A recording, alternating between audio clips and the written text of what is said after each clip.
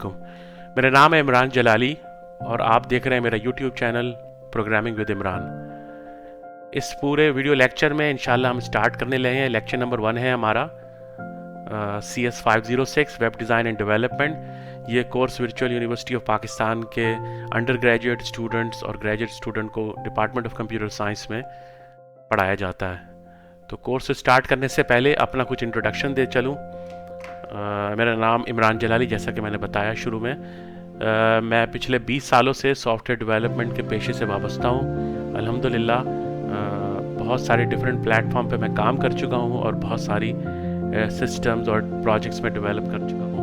मैं एक वसी तजर्बा रखता हूँ और मैंने ये कोर्स तैयार करने की इसलिए ठानी क्योंकि मैंने महसूस किया कि वर्चुअल यूनिवर्सिटी के कोर्सेज बहुत ज़्यादा ड्राई और बहुत ज़्यादा लेंथी होते हैं और स्टूडेंट्स आमतौर पे उन स्टूडेंट्स जो लोग ये स्टूडेंट्स पढ़ते हैं, कोर्सेज लेते हैं, वो आमतौर पे उस कोर्सेज से बोर हो जाते हैं। उसकी वजह ये रहती है, एक तो बहुत तवील होता है लेक्चर और दूसरी बात ये है कि हैंड्स ऑन नहीं होता। और क्योंकि प्रोग्रामिंग जो है वो हमेशा हैंड्स ऑन होती है और हमेशा लिख के और कोड राइट करके पढ़ाई जाती है।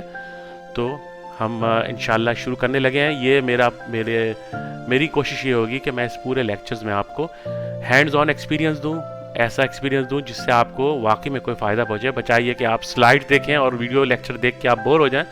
तो मेरी कोशिश ये रहेगी कि मैं इस कोर्स को मुख्तसर रखूँ, टू द पॉइंट रहूँ और आपको हैंड्स ऑन लैब्स पे लेके चलूँ, जहाँ पे हम इंशाल्लाह जावा लैंग्वेज को सीखने की कोशिश करेंगे। तो कोर्स को शुरू करने से पहले ये पूरे कोर्स में बताता चलूँ कि जावा लैंग्वेज इसमें सिखाई गई है। जावा एक्चुअली 1995 में जावा को डेवलप किया था सन माइक्रोसिस्टम्स में। ये कंपनी थी कैलिफोर्निया में, स्टेट्स में, और इनका काम बेसिकली कंप्यूटर हार्डवेयर और सॉफ्टवेयर डेवलप करना था। और ये लोग हार्डवेयर बेसिकली ज़्यादा डेवलप करते थे, सॉफ्टवेयर कम डेवलप करते थे। इन्होंने एक्चुअली, इनके यहाँ एक साइंटिस्ट थे जेम्स गॉसलिंग, उन्होंने इस लैंग्वेज को डेवलप किया था। तो आगे बढ़ने से पहले कुछ डिज़ाइन गोल्स बताता चलूँ कि जावा को क्यों डेवलप किया गया। जब ये लैंग्वेज डेवलप हो रही थी तो उसी दौर में इंटरनेट भी इवॉल्व हो रहा था बहुत तेज़ी के साथ। ख़ास तौर पे वेबसाइट्स बहुत ज़्यादा तेज़ी से डेवलप हो रही थी और इस वेबसाइट्स के अंदर प्रॉब्लम ये थी कि वो ज़्यादातर जो है वो स्टैटिक कंटेंट था, ज़्यादा डायनेमिक कंटेंट नहीं था। यानी पेजेस जो थे वो ज़्यादा डायनेमिक नहीं थे, स्लो चलते थे, बहुत ज़्यादा उसमें जो कंटेंट था वो कोई इतना मॉडिफाइबल नहीं था, डॉक्यूमेंट्स थे बेसिकली। तो उस चीज़ को एक्चुअली डायनेमिक बनाने के लिए और मोर अट्रैक्टिव बनाने के लिए और बहुत यूज़फुल एप्लीकेशंस बनाने के लिए, ऑनलाइन एप्लीकेशंस बनाने के लिए ये जावा लैंग्वेज बनाई गई। बेसिकली जब ये लैंग्वेज डेवलप की गई तो उस वक्त जो डोमिनेटेड लैंग्वेजेस थी वो C और C++ हुआ करती थी, जो कि आज भी बहुत डोमिनेटेड लैंग्वेज हैं। And there is no doubt कि C और C++ बहुत पावरफुल लैंग्वेजेस हैं। कंप्यूटर हिस्ट्री के अंदर सबसे ज़्यादा पावरफुल लैंग्वेजेस ये दो ही हैं और यही इनको भी मदर ऑफ लैंग्वेजेस कहा जाता है। लेकिन उस C और C++ में ख़ास तौर पे जो प्रॉब्लम रहती थी प्रोग्रामर्स को, वो ये रहती थी कि ये रोबस्ट होती थी, लेकिन इतनी रोबस्ट इस सेंस में नहीं होती थी कि इसके अंदर मेमोरी मॉडल जो था, जो रोबस्ट मेमोरी मॉडल नहीं था। और वो ये इसलिए नहीं था क्योंकि इसमें कोई गार्बेज कलेक्शन नहीं होता था। मतलब इसके अंदर आप पॉइंटर्स बनाते थे और पॉइंटर्स के ज़रिए आप मुख्तलिफ कंप्यूटर के हार्डवेयर को और हीप्स को एक्सेस करते थे और वहाँ पे सिस्टम डेवलप करते। तो मेमोरी में गार्बेज कलेक्टर ना होने की वजह से ये लैंग्वेज जो है बहुत इस सेंस में बहुत डिफ़िकल्ट होती थी। प्रोग्रामर्स को सिस्टम्स बनाने के लिए बहुत डिफ़िकल्टी का सामना करना पड़ता था। ख़ास तौर पे वो प्रोग्रामर्स जो मतलब बिज़नेस के सॉल्यूशंस देना चाहते हैं, बिज़नेस सिस्टम डेवलप करना चाहते हैं, उनके लिए इतनी सूटेबल नहीं थी लैंग्वेज। तो इसमें गार्बेज कलेक्शन नहीं था, जैसा कि मैंने कहा। उससे ये होता था कि आप मेमोरी में कोई चीज़ क्लेम करते थे, कोई आपने पॉइंटर डेवलप किया, वहाँ पे पॉइंटर मेमोरी एलोकेट की पॉइंटर में, हीप में, उसके बाद आपने उसको उसको रिमूव करना भूल गए, तो कोई गार्बेज कलेक्शन नहीं थी ऐसी चीज़ जो खुद ब खुद ऑटोमेटिकली गार्बेज कलेक्ट कर लेता, यानी गैर ज़रूरी मेमोरी को वाइप आउट करके ऑटोमेटिकली मेमोरी को क्लेम कर लिया जाता। तो सारा का सारा काम प्रोग्रामर की जिम्मेदारी थी कि वो प्रोग्रामिंग में भी करे और मेमोरी को भी मैनेज करे, और ऐसी मैनेजमेंट यानी अगर कोई मेमोरी का हिस्सा, प्रोग्राम का हिस्सा इस्तेमाल में नहीं आ रहा है तो उसको फौरी तौर पे एलिमिनेट किया करें। तो ऐसे कोई फीचर्स इसमें नहीं थे और आज भी नहीं है। तो और उसके अंदर साथ साथ ये बात भी थी कि इसके अंदर बिल्ट इन लाइब्रेरीज नहीं थी। बिल्ट इन लाइब्रेरीज इस सेंस में कि मुख्तलिफ किस्म की यूटिलिटी लाइब्रेरीज हैं जो प्रोग्रामर्स डेवलप करते हैं और आपस में शेयर करते हैं, और उससे होता ही है कि एक प्रोग्रामर से जब डेवलप्ड हो जाती है वो लाइब्रेरी, जैसा कि आपने देखा होगा C++ में स्ट्रिंग्स की क्लासेस होती हैं, स्ट्रिंग्स के हेडर फाइल्स होती हैं। इसके अलावा आपने देखा होगा कि मुख्तलिफ चीज़ों को एक्सेस करने के लिए, हार्डवेयर को एक्सेस करने के लिए और है। इसके अलावा मैथ के लिए मैथ का अलग हेडर फाइल है।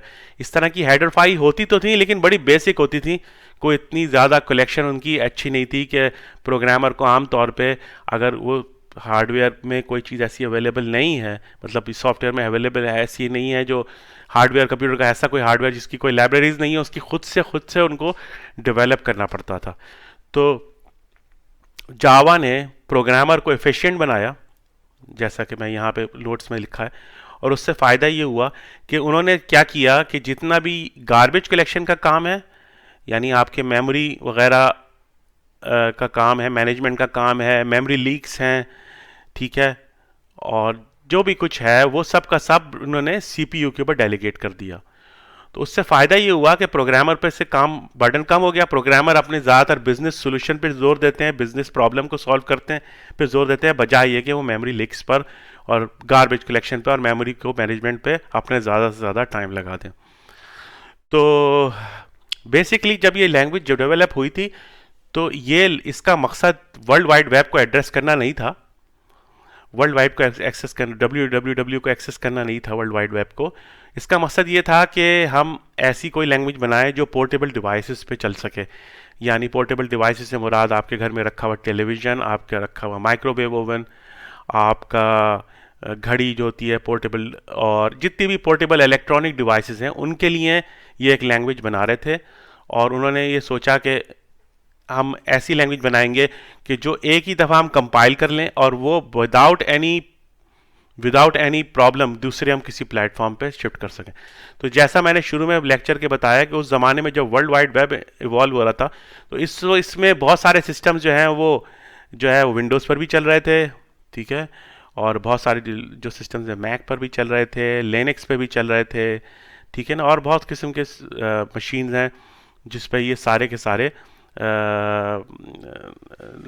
प्लेटफॉर्म के ऊपर ये वर्ल्ड वाइड वेब सर्वर्स चल रहे थे। तो सन माइक्रो सिस्टम्स का बनाई हुई जावा लैंग्वेज जो है वो इस लिहाज से बड़ी फिट साबित होती थी कि प्लेटफॉर्म इंडिपेंडेंट है, यानी अगर आप एक कोड लिखें विंडोज़ में तो वो मैक में भी चलेगा, मैक में लिखें तो विंडोज़ में भी चलेगा, लिनक्स में भी चलेगा, लिनक्स में लिखें तो विंडोज़ में भी चलेगा, मैक पे भी चलेगा। तो बेसिकली जब वर्ल्ड वाइड वेब इवॉल्व हो रहा था तो जब हम उन्होंने महसूस किया कि इस पर तो बहुत सारे प्लेटफॉर्म्स इस्तेमाल हो रहे हैं, तो इन्होंने इसको जावा को बेसिकली बनाने का मकसद इंटरनेट एड्रेस नहीं था, उनका एड्रेस था पोर्टेबल डिवाइसेस पे। लेकिन जब उन्होंने देखा कि ये चीज़ यहाँ पे बहुत ज़्यादा फिट होती है तो उन्होंने उसको फर्दर डेवलप किया वर्ल्ड वाइड वेब के लिए। तो इसका पुराना नाम जो है वो ऑक भी रखा गया, ग्रीन भी रखा गया, क्योंकि ये प्रोजेक्ट ग्रीन था जो कि जेम्स गॉसलिंग साहब जो सन माइक्रो सिस्टम में काम करते थे, इसके जो ऑथर थे James Gosling, Canadian computer scientist थे, उन्होंने इसको डेवलप किया था। तो इन्होंने इसका नाम ग्रीन दिया बहुत सारे, क्योंकि प्रोजेक्ट ग्रीन के नाम से था, इस पर वो काम कर रहे थे जहां उन्होंने ये लैंग्वेज डेवलप की। तो आपने ये देखा होगा कि मतलब जावा आज बहुत एक पावरफुल लैंग्वेज मानी जाती है। उसकी वजह यह है कि बहुत आसान है, सिंपल है, ऑब्जेक्ट ओरिएंटेड है, जो क्योंकि C++ भी बहुत ऑब्जेक्ट ओरिएंटेड है। आजकल की ज़्यादातर जो मॉडर्न लैंग्वेजेस हैं वो ऑब्जेक्ट ओरिएंटेड होती हैं, डिस्ट्रीब्यूटेड होती हैं, इंटरप्रेटेड होती हैं। इंटरप्रेटेड से मुराद मतलब वो सिर्फ बेसिकली इंटरप्रेटेड इस सेंस में नहीं होता कि वो प्योरली इंटरप्रेटेड लैंग्वेज है जैसे कि पुराने ज़माने में लैंग्वेजेस हुआ करती थी। ये इसका जो कोड है वो बाइट कोड कहलाता है। वो एक्चुअली आधा कंपाइल होता है, आधा जो है वो इंटरप्रेटेड होता है। तो आगे जाके मैं इंशाल्लाह आपको एक्सप्लेन करूंगा कि ये बाइट कोड क्या होता है और किस तरीके से इसकी कोड को डेवलप किया जाता है। तो इसके अंदर बिल्ट इन लाइब्रेरीज भी इन्होंने डेवलप की और डायनेमिक लैंग्वेज थी, मल्टी थ्रेडेड सपोर्टेड थी। मल्टी थ्रेडेड C++ के अंदर करना बहुत ही मुश्किल था, तो इन्होंने इसमें बहुत आसान कर दिया। पोर्टेबल है, पोर्टेबल से मुराद जैसा कि मैंने यहाँ एक्सप्लेन किया कि विंडोज़, मैक और लिनक्स पे किसी पे भी आप ये जावा लैंग्वेज को यूज़ करते हुए कोड डेवलप करें और उसके बाद उसको किसी भी अदर प्लेटफॉर्म पे उसको डिप्लॉय कर दें। ये सारे फीचर्स जो थे वो C++ में अवेलेबल नहीं थे, तो उसकी कमी बेशी को पूरा करने के लिए ये लैंग्वेज जो है वो डेवलप की गई। तो आजकल जावा का इस्तेमाल सब जगह पर है। जावा जो है वो एंड्रॉयड एप्लीकेशन डेवलपमेंट में भी इस्तेमाल होती है और वेब डेवलपमेंट में भी इस्तेमाल होती है हैविली, और पोर्टेबल डिवाइसेस में भी। आपके टीवी, आपके मोबाइल, आपका माइक्रोवेव ओवन, आपकी वॉशिंग मशीन, हर जगह almost like 2 to 3 billion devices ऐसी हैं जो जावा का इस्तेमाल करती हैं। तो जावा एक्चुअली के दो हिस्से हैं। जावा का एक कोर लैंग्वेज है, जैसे मैं यहाँ पे नोट्स में लिखा है कि जावा के दो हिस्से हैं। Java virtual machine runs the code, यानी जावा का जब आप C++ में कोड लिखते थे ना, तो वो डायरेक्टली ऑपरेटिंग सिस्टम पे एग्जीक्यूट होता था। लेकिन जावा वर्चुअल मशीन इन्होंने एक अलग से इंजन बनाया जो कि ऑन टॉप ऑफ द आपके जो on top of the operating system है उसके ऊपर वो रन करता था। तो जावा वर्चुअल मशीन एक एक्चुअली एक उन्होंने इंजन बनाया, एक थोड़ा सा ओवरहेड बनाया ऑपरेटिंग सिस्टम के ऊपर, जो कोड को एग्जीक्यूट करता था। यानी हर लैंग्वेज पे इन्होंने ये जावा वर्चुअल मशीन डेवलप कर दिया, जावा वर्चुअल मशीन डेवलप कर दी, और उससे ये होने लगा कि हर लैंग्वेज आप एक कोड लिखेंगे और वो हर प्लेटफॉर्म के ऊपर, विंडोज़ के ऊपर भी बना दिया, मैक के ऊपर भी बना दिया, लाइनक्स पे भी जावा वर्चुअल मशीन बना दी। तो वो कोड आप एक जगह से उठा के इजीली दूसरे कोड के ऊपर जो है वो पोर्टेबल हुआ करता था। ठीक है, तो जैसा मैंने आपको बताया कि ये जो है स्मॉल डिवाइसेस जैसे फ़ोन्स हैं, स्मार्ट कार्ड्स हैं, पर्सनल डिजिटल असिस्टेंट्स हैं, इसमें मुख्तलिफ चीज़ों में यूज़ होता था। जावा में बहुत सारी large collection of standard libraries थी, क्लासेस थी जो प्रोवाइड करती थी, फैसिलिटेट करती थी प्रोग्रामर को, और उनकी जॉब जो है वो ईजी हो जाया करती थी। इस वजह से इसको डेवलप किया गया। तो इसमें बहुत सारी चीज़ें ऐसी थी जो कि C++ में नहीं थी, और वहाँ एक प्रोग्रामर को सिर्फ कुछ बुनियादी चीज़ें करने के लिए बहुत चीज़ों का सहारा लेना पड़ता था, बहुत सारी चीज़ें खुद डेवलप करनी पड़ती थी।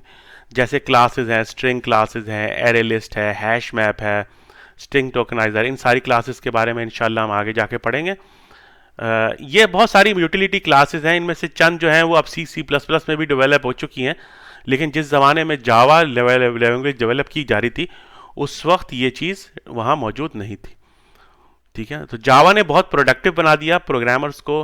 आप एक कोड लिखें किसी भी प्लेटफॉर्म पे, उसको उठाएं, जावा वर्चुअल मशीन को इंस्टॉल करें दूसरे प्लेटफॉर्म पे, और वहाँ जाके उस कोड को कर दें, इंस्टॉल कर दें और वहाँ पे रन कर दें। तो जावा जो है इन टर्म्स ऑफ फेमिलियरिटी, यानी उन लोगों के लिए जब ये लैंग्वेज बनाई गई तो इन्होंने कोशिश ये की कि हम एक ऐसी लैंग्वेज बनाएंगे जो कि बहुत मुतशाबिहत होगी उसकी C++ के सिंटैक्स से। तो जो लोग भी C++ के बैकग्राउंड से आए हैं उन्हें इंशाल्लाह जावा में कोई प्रॉब्लम होती नहीं है, क्योंकि almost concepts, object oriented programming के कॉन्सेप्ट्स और जो कीवर्ड्स हैं और जो लूप्स हैं और स्टेटमेंट्स हैं वो बहुत हद तक C++ को फॉलो करती हैं।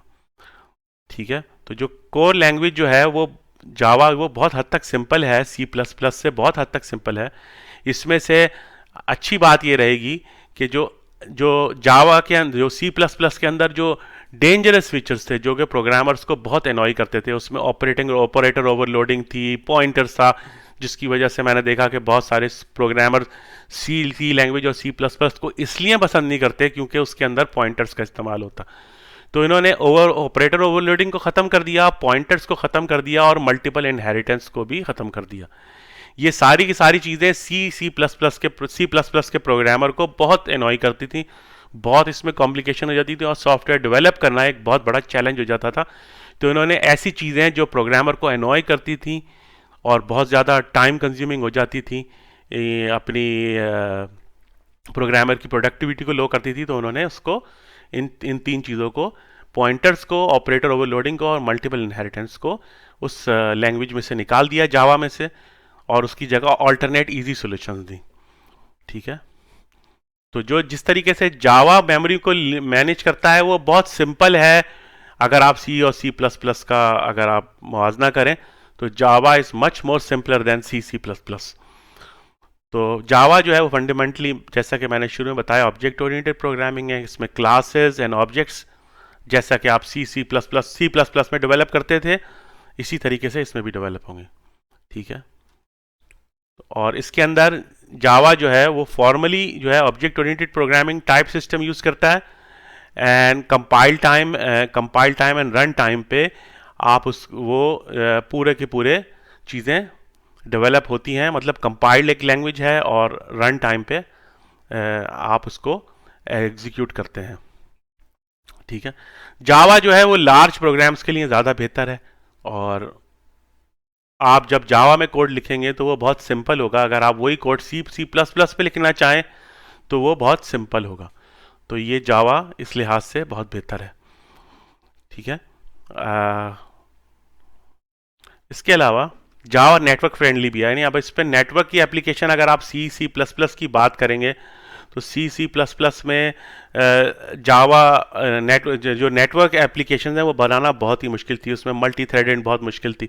तो इन्होंने एक लाइब्रेरी पूरी बना दी जावा नेटवर्क हैंडल करने के लिए, जो कि इंशाल्लाह हम आगे जाके पढ़ेंगे, और मल्टी थ्रेडेड इसमें आसान कर दिया। यानी बेसिकली जावा को बनाने का मकसद ये था कि सी प्लस प्लस की जैसी पावर हो, लेकिन सी प्लस प्लस के ऐसे फीचर्स ना हो जिससे प्रोग्रामर की प्रोडक्टिविटी को जो है वो लो हो जाए। उसको प्रोडक्टिविटी को बढ़ाने के लिए उन्होंने ऐसी सारी चीज़ें जो कि सी प्लस प्लस के प्रोग्रामर को, सी लैंग्वेज के प्रोग्रामर्स को डेवलप करते हुए बहुत कॉम्प्लिकेटेड लगती थी, तो उन्होंने उसको इसमें से निकाल के एक बहुत ही पावरफुल और बहुत ही अच्छी लैंग्वेज को डेवलप किया।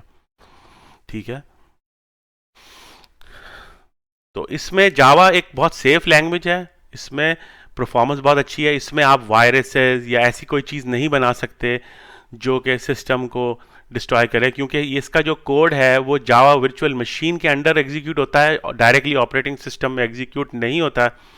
तो ये वेरीफाई करता है सारे कोड को, और ऐसी चीज़ों की इजाज़त वो आपको नहीं देता जिससे आप ऐसा सिस्टम बना सकें जो कि सिस्टम को, आपके हार्डवेयर को या सॉफ्टवेयर को किसी किस्म का कोई नुकसान पहुँचाया जा सके।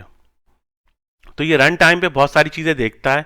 ठीक है ना, पॉइंटर्स इसमें इंटरनली तो होते हैं, क्योंकि जाहिर है पॉइंटर के बगैर मेमोरी हीप्स को ख़ास तौर पे या कंप्यूटर के हार्डवेयर को एक्सेस करना आसान नहीं होता, लेकिन उन्होंने उसको एब्स्ट्रैक्ट कर दिया है कि प्रोग्रामर जो है वो किसी और चीज़ के ज़रिए उसको एक्सेस करेगा, बजाय ये कि वो डायरेक्टली पॉइंटर का इस्तेमाल करेगा।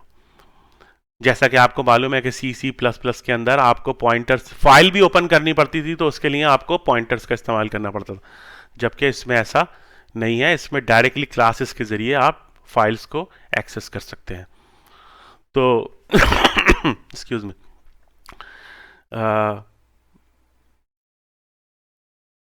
तो ऐसा कोई कोड इसमें राइट नहीं करते हैं जो कि फेल हो जाए, वेरीफाई ना हो पाए, क्योंकि ऐसा कोई कोड जो सिक्योरिटी थ्रेट हो वो इसमें एग्जीक्यूट हो ही नहीं सकता।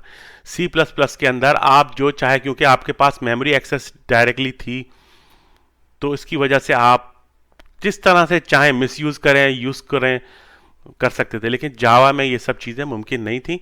इस लिहाज से ये बहुत बिजनेस फ्रेंडली लैंग्वेज रही और बहुत बिजनेस फ्रेंडली प्लेटफॉर्म रहा, क्योंकि इसमें सिक्योरिटी थ्रेट्स कम से कम थे। ठीक है, तो यहाँ पे ये सारी की सारी चीज़ें आप इंशाल्लाह आप देख लीजिएगा। पोर्टेबल थी, जावा को कहा जाता है कि राइट वंस रन्स एनीवेयर, यानी इसका मतलब ये, जैसा कि मैंने आपको शुरू में बताया कि लाइनक्स पे, मैक्स पे और विंडोज़ पे और बहुत सारे प्लेटफॉर्म हैं, ये मेजर 3 प्लेटफॉर्म है जो इंटरनेट पर मौजूद हैं इस टाइम पे। उस वक्त ये आप किसी भी प्लेटफॉर्म पे अपना प्रोग्राम बनाएं, उसके बाद उसको किसी भी प्लेटफॉर्म पे जहां जावा वर्चुअल मशीन मौजूद है वहां पर आप उसको डिप्लॉय कर सकते हैं। तो ये प्लेटफॉर्म इंडिपेंडेंट लैंग्वेज है, ऐसा नहीं है क्योंकि सी प्लस प्लस में ऐसा होता था कि अगर आपने सी प्लस प्लस में जो विंडोज़ की सी प्लस प्लस आपने यूज़ की है तो वो मैक में नहीं चलेगी, मैक में जो यूज़ की है वो विंडोज़ में नहीं चलेगी, लाइनक्स में नहीं चलेगी, लाइनक्स में जो यूज़ की है वो विंडोज़ में नहीं चलेगी, मैक पे नहीं चलेगी। तो इन्होंने ये सारी चीज़ों को एलिमिनेट कर दिया और सिर्फ एक कॉमन लैंग्वेज रन टाइम इन्होंने बनाया जिसको जावा वर्चुअल मशीन कहा जाता है, जिसके ज़रिए आप जावा का कोड एग्जीक्यूट करते थे और एग्जीक्यूट करने के बाद उससे आप चीज़ें आप उस रन टाइम के अंदर आप एग्जीक्यूट करते थे। और एक कोड आपने एक प्लेटफॉर्म पे लिखा और आगे जाके वो खुद ब खुद एग्जीक्यूट हो गया। ठीक है, तो जावा जो है वो बेसिकली सपोर्ट करती है इंटरप्राइज वेब एप्लीकेशन डेवलपमेंट। अच्छा, वेब एप्लीकेशन डेवलपमेंट और वेबसाइट में थोड़ा सा फ़र्क जान लीजिए। वेबसाइट सिंपल स्टैटिक पेजेस होते हैं, उस पर कोई इंटरेक्टिविटी नहीं होती, उस पर कोई डायनामिक कंटेंट नहीं होता। एप्लीकेशंस की आप बात करें तो एप्लीकेशन जैसे कि आपका VULMS है वर्चुअल यूनिवर्सिटी का, वो एक एप्लीकेशन है। वो वेबसाइट तो है ही है लेकिन एक एप्लीकेशन भी है। तो इंटरप्राइज लेवल की एप्लीकेशन है, जैसे बैंक्स में यूज़ होती है, वर्चुअल यूनिवर्सिटी में यूज़ होती है। ठीक है, तो ये वेब एप्लीकेशंस वगैरह बनाने के लिए बहुत ही सूटेबल लैंग्वेज थी इंटरप्राइज लेवल एप्लीकेशंस पर। आजकल की ज़्यादातर मॉडर्न लैंग्वेजेस जो डेवलप होती हैं उनमें जावा जो है इसका एक बहुत बड़ी कंट्रीब्यूशन है। तो हम आगे चलते हैं। जावा में बहुत सारी और फर्दर टेक्नोलॉजीज हैं। जावा बेसिकली ना एक प्लेटफॉर्म है। Java is not just a language itself, it's a platform. तो जावा के अंदर फर्दर टेक्नोलॉजीज हैं जो कि वेब एप्लीकेशन में हम इंशाल्लाह आगे जाके पढ़ेंगे। इसमें सर्वलेट्स है, जावा सर्वर पेजेस है, एप्लेट्स है, जावा डेटाबेस कनेक्टिविटी है, रिमोट मेथड इन्वोकेशन है, इंटरप्राइज जावा बीन्स है, जावा सर्वर पेजेस। तो ये इसकी सब टेक्नोलॉजीज हैं जो कि हम enterprise level web application development में हम इसको इस्तेमाल करते हैं। जावा जो है जो शुरू में जावा डेवलप की गई थी उसका जो वर्चुअल मशीन, तो वो काफ़ी स्लो था। उसकी एक वजह ये थी कि जब आप सी प्लस प्लस का कोड राइट करते थे तो वो तो चलता था डायरेक्टली ऑपरेटिंग सिस्टम के ऊपर, लेकिन ये जो है जावा का कोड इस सेंस में थोड़ा उसमें एक ओवरहेड आ जाता है कि एक ऑपरेटिंग सिस्टम है, यानी आपका ऑपरेटिंग सिस्टम यहाँ चल रहा है, ठीक है, उसके ऊपर आपकी जावा वर्चुअल मशीन चल रही है, ठीक है, और फिर इस जावा वर्चुअल मशीन से आप कोड जो है वो डेवलप करते थे। मतलब आपका यहाँ पे आप अपना सारा जावा का कोड डेवलप करते थे। इसका जो आपके जावा का .java एक्सटेंशन होती है इसकी, यहाँ पे आप कोड, तो ये एग्जीक्यूट होता था। तो ये डायरेक्टली ऑपरेटिंग सिस्टम उसको एग्जीक्यूट नहीं करता था, जावा वर्चुअल मशीन इसको एग्जीक्यूट करता। जबकि पुरानी लैंग्वेजेस में अगर आप देखें तो यहाँ पे आपका ऑपरेटिंग सिस्टम और यहाँ पे आपका कंपाइलर जो है आपका C++ और C, इसके जो है यहाँ आप एग्जीक्यूट करते थे। तो यहाँ डायरेक्टली एक्सेस करते थे। यहाँ एक ओवरहेड आ गया जावा वर्चुअल मशीन का, तो उससे ये फ़ायदा हुआ कि इसका एक फ़ायदा ये हुआ कि इस वर्चुअल मशीन को इन्होंने डिफरेंट प्लेटफॉर्म पे डेवलप कर लिया, लेकिन बाद में ज़ाहिर है इसकी वजह से एक ओवरहेड आ गया। तो निस्बतन जावा की जो एप्लीकेशंस हैं वो C++ के मुकाबले में स्लो चलती हैं, लेकिन आज उन्होंने इस लैंग्वेज को इस हद तक डेवलप कर लिया है कि इतना जो फ़र्क है वो इतना माइनर है कि आपको शायद महसूस भी ना हो, क्योंकि हमारे आजकल के कंप्यूटर्स इतने फास्ट हो चुके हैं कि उन्हें ये सब चीज़ें करने की ज़रूरत नहीं है। ठीक है, अच्छा, इसमें जस्ट इन टाइम कंपाइलर है जो कि हम इंशाल्लाह नेक्स्ट लेक्चर में पढ़ेंगे। जस्ट इन टाइम कंपाइलर ये होता है कि भाई आपका जो कंपाइल आप करते हैं तो वो एक बाइट कोड बना देता है, इस जावा फाइल का बाइट कोड बना देता है, ठीक है। वो बाइट कोड आप एग्जीक्यूट करते हैं जावा का वर्चुअल मशीन के अंडर, ठीक है। तो ये जावा का जो कोड होता है ना वो बेसिकली डायरेक्टली EXE फाइल में या DLLs में नहीं बनता, ये डायरेक्टली एक क्लास फाइल होती है, आगे जाके इंशाल्लाह हम पढ़ेंगे, वहाँ कंपाइल होता है। ये बाइट कोड जो होता है सिंपल, आप ये बाइट कोड जो है ये आप दूसरे प्लेटफॉर्म पे ले जाए जहाँ वर्चुअल मशीन चल रही है, तो वहाँ आपका प्रोग्राम बाइट कोड जो है वो इसको एग्जीक्यूट करेगा जो वर्चुअल मशीन, और आपका प्रोग्राम वहाँ पे तेज़ी से काम करेगा। तो जावा जो है जो परफॉर्मेंस है वो ऑलमोस्ट C के बराबर है, C++ के बराबर है, लिटिल बिट स्लो है, लेकिन इतना इतना ज़्यादा फ़र्क नहीं आया, ठीक है। तो सबसे अच्छी बात ये रही जावा में कि आपको मेमोरी जो है वो मैनेज मिलती थी, सारा आपको गार्बेज कलेक्टर मिलता था, यानी अगर आपने अपने हीप पे बहुत सारे कोई ऑब्जेक्ट बनाए तो आपको उनको डिस्ट्रॉय करने की ज़रूरत नहीं है। जावा वर्चुअल मशीन खुद ही उसको मॉनिटर करेगा, खुद ही मैनेज करेगा, खुद ही मेमोरी रिलीज़ कर देगा। जबकि सी प्लस प्लस में, जैसा कि मैंने शुरू में कहा, कि ये सारी की सारी चीज़ें प्रोग्रामर की अपनी जिम्मेदारी होती थी।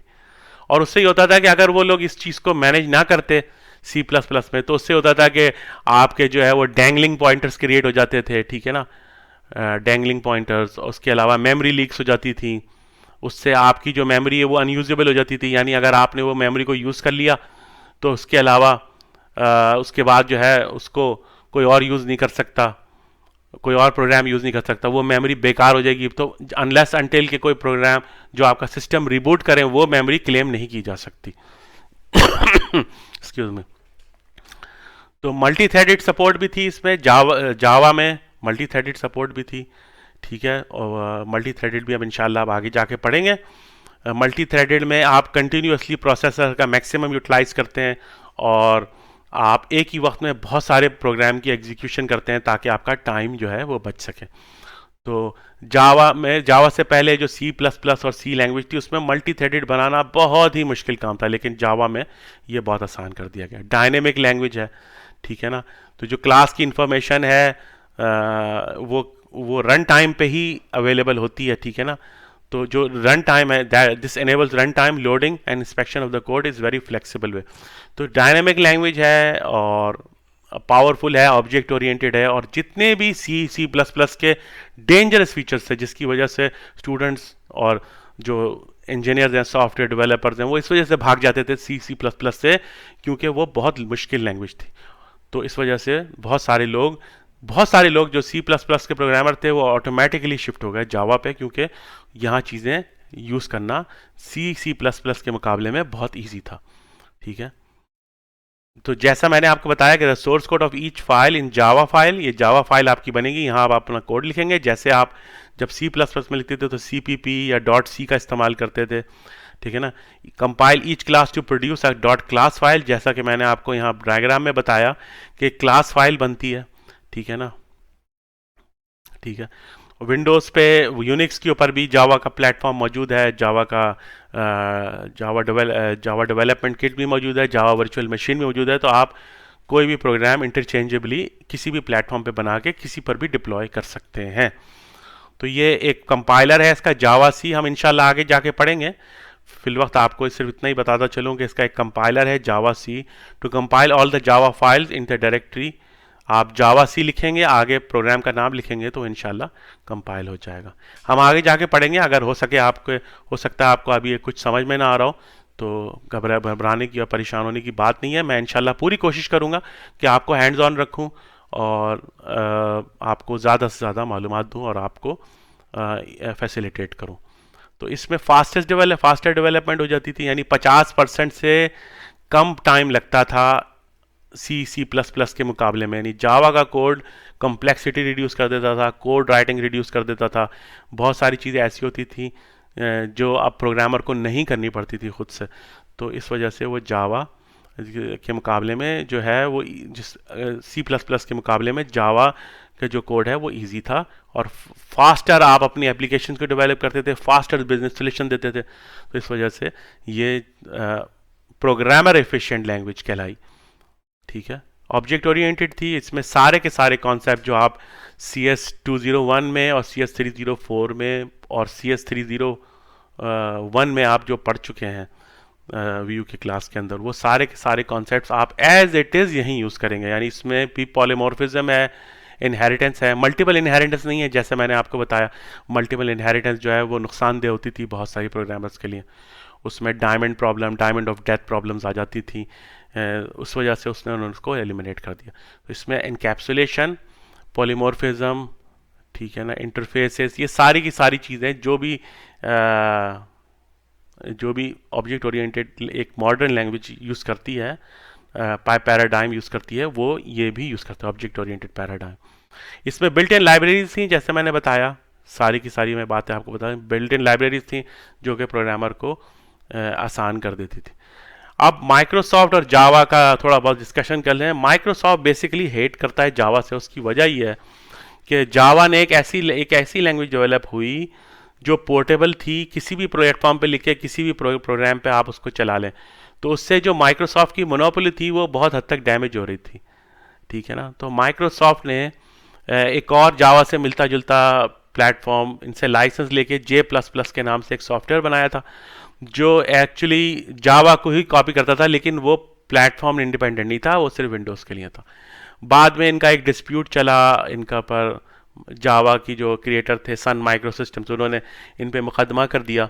और उसके बाद से ये रेजोल्यूशन पेश हुई कि माइक्रोसॉफ्ट जो है वो सी शार्प एक लैंग्वेज अपनी एक अलग बनाएगी जो कि जावा से मिलती जुलती होगी, लेकिन वो जावा को कॉपी नहीं कर सकते, क्योंकि जावा जो है एक इंटेलेक्चुअल प्रॉपर्टी है और एक कंपनी ने बनाई है। तो इन्होंने आइंदा से अपनी अपनी माइक्रोसॉफ्ट को का दरवाज़ा बंद कर दिया कि वो आके ऐसी कोई लैंग्वेज डेवलप कर सके। उसके बाद इन्होंने माइक्रोसॉफ्ट ने जो है सी शार्प लैंग्वेज डेवलप की। आप में से बहुत सारे लोग सी शार्प से वाकिफ़ होंगे। सी शार्प माइक्रोसॉफ्ट की बहुत ही पावरफुल लैंग्वेज है और ये बहुत हद तक इन्फ्लुएंस है जावा से। ठीक है ना। अब सी शार्प भी, अब आजकल के अगर इस दौर की बात की जाए तो सी शार्प भी आज प्लेटफॉर्म इंडिपेंडेंट है। और बिल्कुल जावा और माइक्रोसॉफ्ट जो है वो हेड टू हेड एक साथ हैं। ठीक है ना। डॉट इनकी जो टेक्नोलॉजी है डॉट नेट माइक्रोसॉफ्ट की और जावा, ये हेड टू हेड है, इनमें सारी चीज़ें एक जैसी हैं, एक दूसरे ने एक दूसरे से कॉपी किया हुआ है। तो बेसिकली ये था यहाँ थोड़ा सा इनका इनकी प्रॉब्लम माइक्रोसॉफ्ट की। इन्होंने सी शार्प लैंग्वेज डेवलप की और बिल्कुल उसी तरीके से विजुअल बेसिक को भी मॉडिफाई कर दिया। इनकी एक और लैंग्वेज थी विजुअल बेसिक, उसको मॉडिफाई कर दिया। ठीक है। ठीक है। तो इतना कुछ करने के बावजूद भी जावा आज भी 26 साल होगा इस प्रोग्रामिंग लैंग्वेज को बने हुए। तो 26 साल के बाद भी जावा एक बहुत पावरफुल लैंग्वेज है और बहुत यूज़फुल लैंग्वेज है। बहुत सारे लोग जावा के प्रोग्रामर होते हैं, बहुत सारे सी शार्प के प्रोग्रामर होते हैं। तो बेसिकली काम सबका एक ही है, मोर और less they are doing the same thing. आज माइक्रोसॉफ्ट डॉट नेट की टेक्नोलॉजी है, वो भी वही काम करती है, जावा भी वही काम करती है। तो ये आपकी चॉइस है कि आप किस चीज़ को पसंद करते हैं। तो बेसिकली जो लोग सी सी प्लस प्लस के बैकग्राउंड से आए हैं उन्हें जावा में और सी शार्प में और बहुत सारी लैंग्वेजेस हैं, मैं इंशाल्लाह फिर आपको कभी बताऊंगा। तो वो सारी उनके लिए इस पे पोर्ट होना बहुत ईजी है, इस पे शिफ्ट होना बहुत आसान है। ठीक है। जावा जो है वो बाकी ऐसी कोई चीज़ मैं नहीं समझता। ठीक है। जावा में कुछ बातें हैं, मतलब हैं ऐसी कि जावा में मेमोरी का जो इस्तेमाल है वो ज़्यादा है, सीपीयू का इस्तेमाल बहुत ज़्यादा है सी सी प्लस प्लस के लैंग्वेज। लेकिन उसका फ़ायदा ये है कि उससे प्रोग्रामर के ऊपर से बहुत हद तक लोड जो है वो कम हो जाता है और उसकी प्रोडक्टिविटी एक प्रोग्रामर की, डेवलपर की बढ़ जाती है।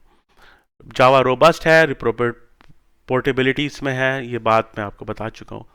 ठीक है ना। तो आज से पिछले 26 सालों से ये, क्योंकि बुकलेट थोड़ी पुरानी है, आज की तारीख से अगर देखा जाए तो पूरे 26 साल इसको हो चुके हैं और 26 साल में ये लैंग्वेज बहुत हद तक मैच्योर हो चुकी है इंटरप्राइज लेवल एप्लीकेशन डेवलप करने के लिए। तो आज तक के लिए इतना ही। मुझे इजाज़त दीजिए। इंशाल्लाह नेक्स्ट लेक्चर, नया लेक्चर की समरी लेकर आपके सामने फिर हाजिर होऊंगा। और मेरी हमेशा ये कोशिश रहेगी कि मैं आपको सिर्फ इसमें लेक्चर ना दूं, आपको हैंड्स ऑन एक्सपीरियंस भी आपको कराऊं। तो इंशाल्लाह हम इन्वायरमेंट में जाके, आईडी में जाके कोड भी राइट करेंगे और इंशाल्लाह आप ज़्यादा चीज़ों को बेहतर अंदाज में समझ सकेंगे। तब तक के लिए मुझे इजाज़त दीजिए। फिर हमारे